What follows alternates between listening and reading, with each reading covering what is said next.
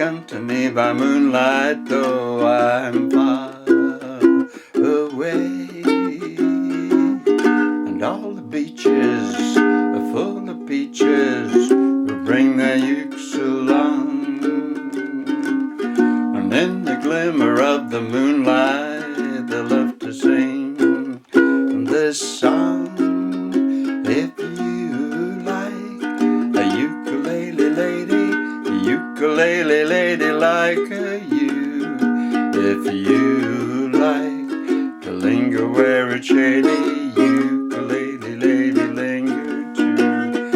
If you kiss a ukulele lady and you promise ever to be true, and she sees another ukulele lady fool around with you, maybe she'll sigh an awful lot, maybe she'll cry, but maybe not. Maybe she'll find somebody else by and by to sing to when it's cool and shady, where the tricky wicky wackies woo.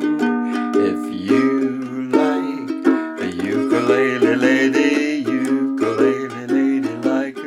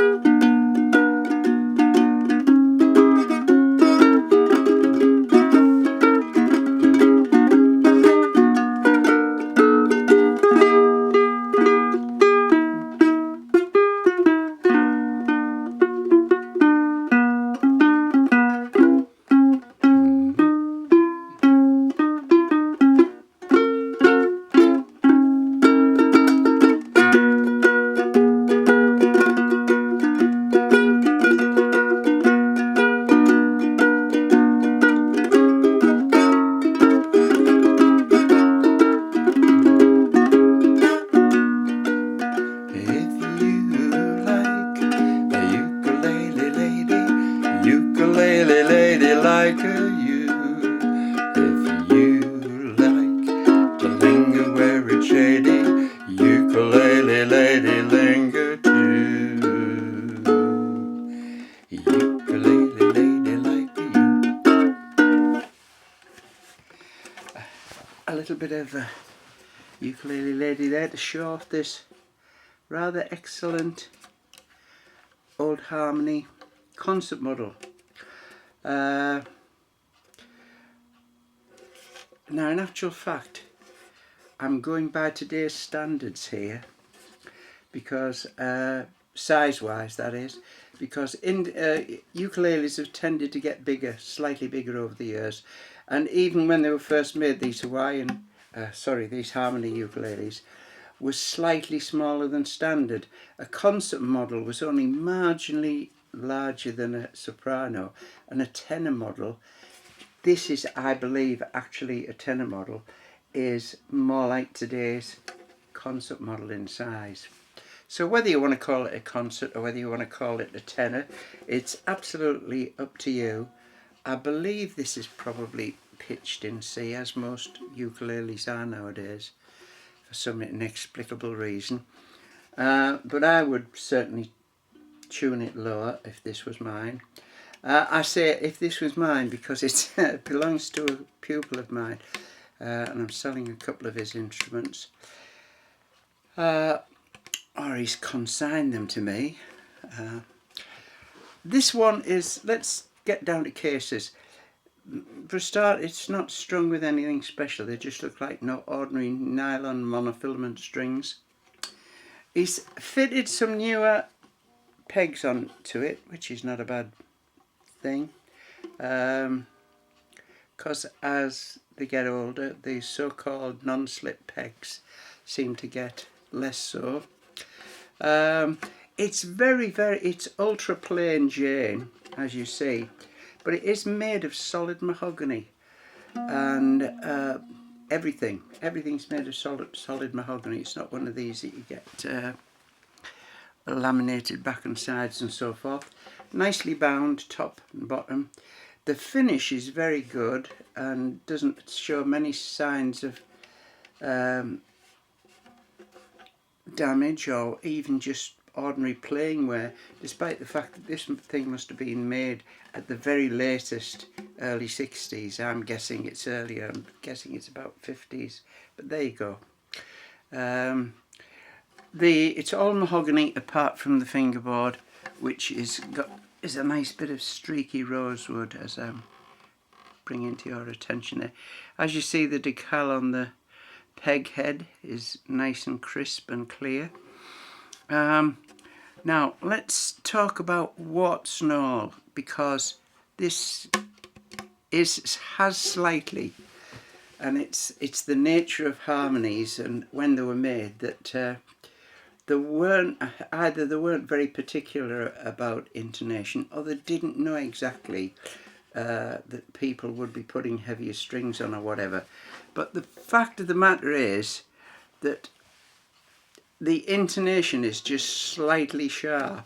If I do the test of the harmonic and the fretted note of the 12th fret, it's, as I go across the lower strings, you can see it sharpens. So if you intended to go anywhere near the 12th fret, especially on the 2nd or the 3rd string, you might find it slightly sharp.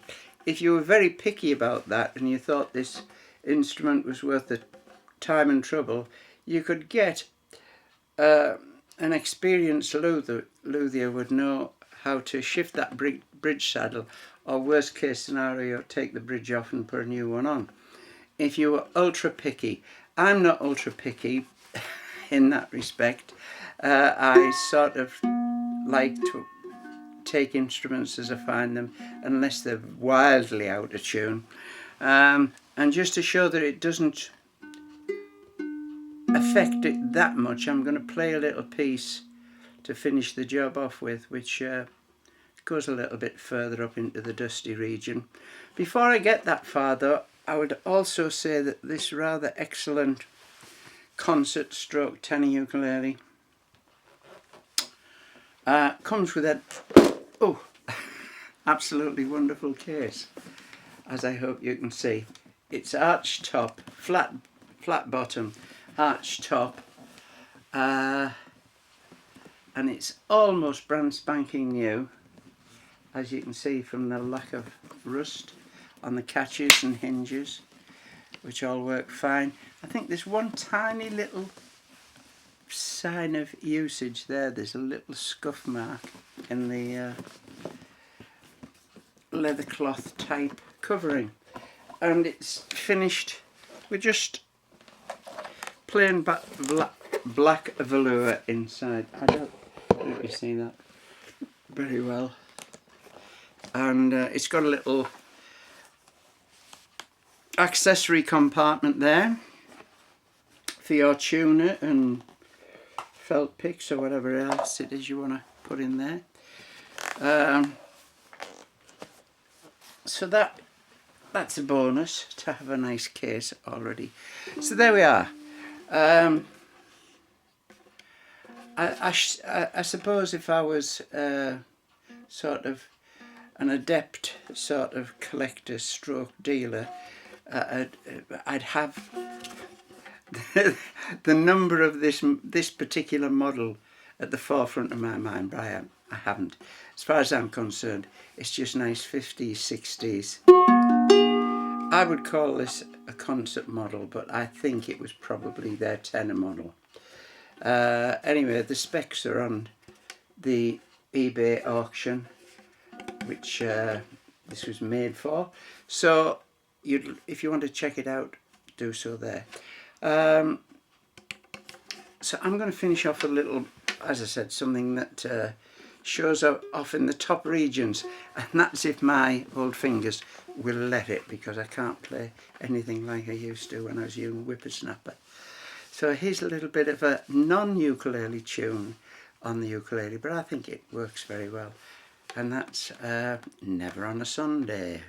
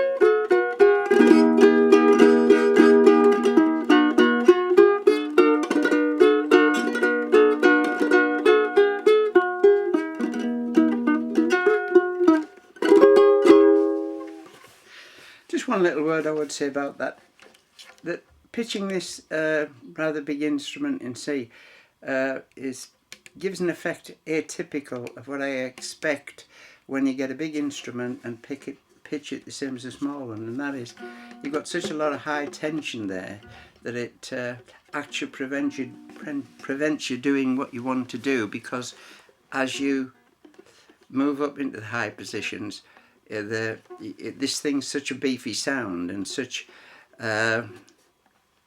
because it's big, it gives you a higher tension that it inhibits the movements that you want to make. So yeah, if I had an instrument that I was going to keep and play of this size, I would probably pitch it at about B flat if I was using normal ukulele strings, and that way you wouldn't have such a high tension and you'd have a more comfortable playing action. That's just my thoughts on it. Go with it if you want, or go with your head in the sand, that's okay. Have a good day. Bye now.